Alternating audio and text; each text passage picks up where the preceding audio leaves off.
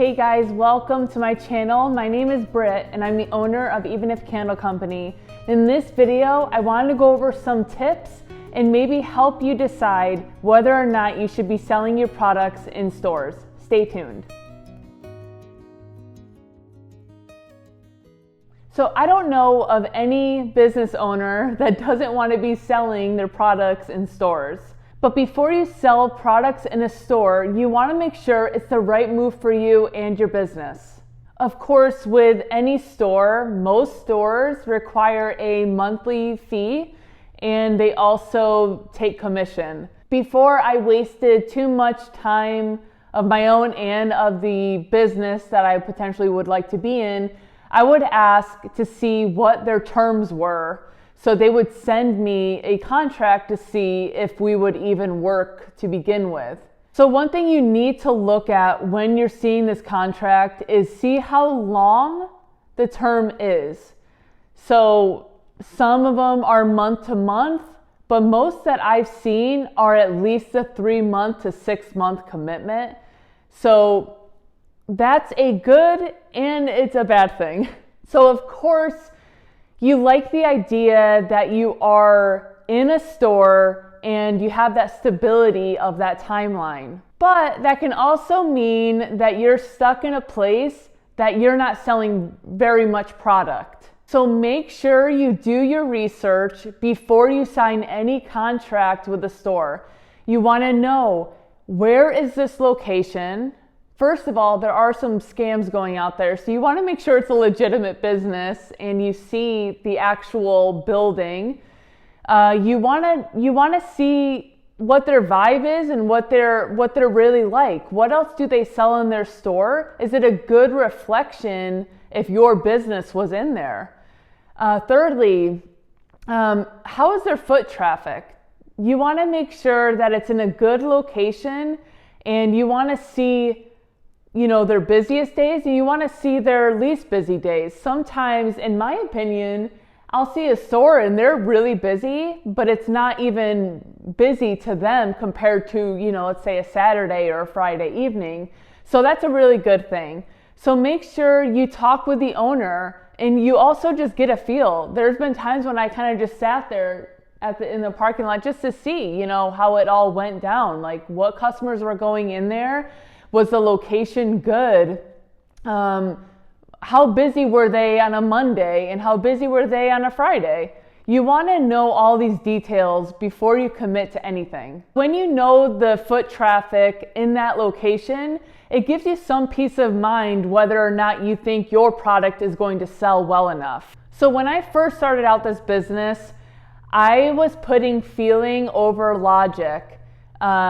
Of course, I didn't have the experience, but I was so eager and excited to be in this store. But I really should have thought a little longer and did a little more research before I decided to sign that contract.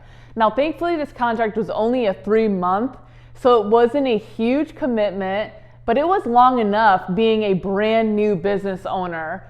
So I definitely would recommend doing way more research than I did when I first got into a store. But because I signed that 3-month contract, I had to be in that store for 3 months. There wasn't really much I could do at that point. Thankfully, I sold a couple things, but it was not a successful store for my product at all.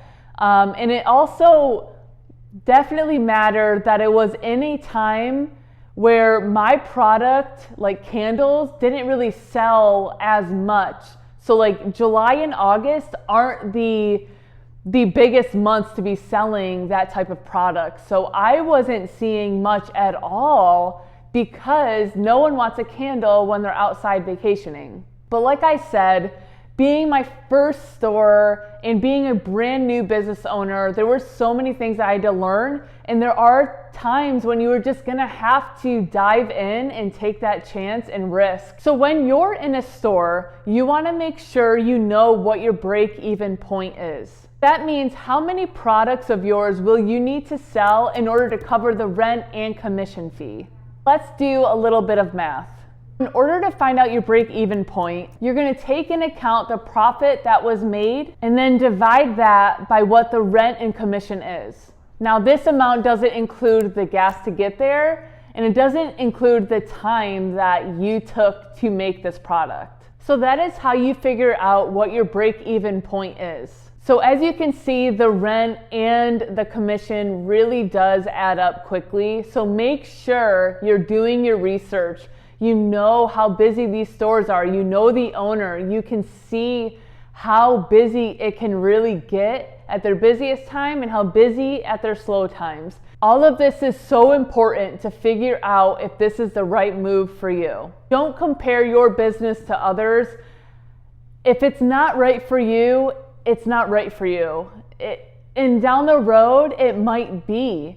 But you want to make sure you're doing what works for your business. You don't want to go in this debt. You want to stay within your means in order to become successful and establish your business further. If you find that a store is too expensive for you, that's okay. There are so many stores out there that you can be in, but it takes some vulnerability and it takes some awkwardness in getting yourself out there. So of course it can feel discouraging and you can feel let down if you're not gonna be able to be in a store that you really wanted to be in. I understand that feeling and you're not alone. Many people have gone through that.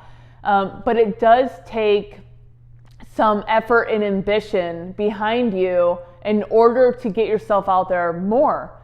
So just because that one store that you really wanted to be in isn't gonna work out for now, it doesn't mean there's not another store that's gonna work out great for you.